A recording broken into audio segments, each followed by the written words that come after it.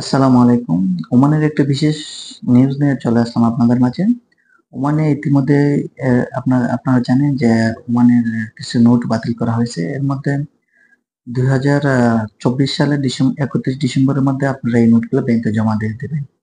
যাদের কাছে এই নোটগুলো আছে তারা ইতিমধ্যে ব্যাংকে যোগাযোগ করুন এবং দেশের মধ্যে যারা এই নোটগুলো রাখছেন অথবা আপনারা কোনো ব্যাংকের মধ্যে বা আমাদের পারিপার্শ্বিক ভাষায় মাটির ব্যাংকে অথবা প্লাস্টিকের ব্যাংকের মধ্যে যারা টাকা নোট জমা করেন অতি দ্রুত এগুলো এক্সচেঞ্জ করে ফেলুন। ওমানের 2020 সাল থেকে ষষ্ঠ অনুমোদনের নোটগুলোই মুদ্রার সর্বশেষ সংস্করণ।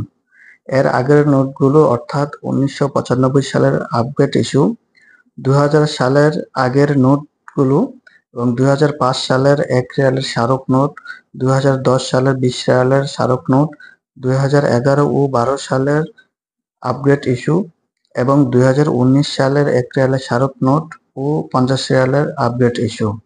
আপনারা এগুলা ইতিমধ্যে বেশি দিন নাই, আর 4-5 দিন আছে। এর মধ্যে আপনারা যত তাড়াতাড়ি সম্ভব এগুলা নোটগুলো জমা দিয়ে দিবেন এবং নিজে সচেতন হবেন, অন্যদেরকে সচেতন করবেন।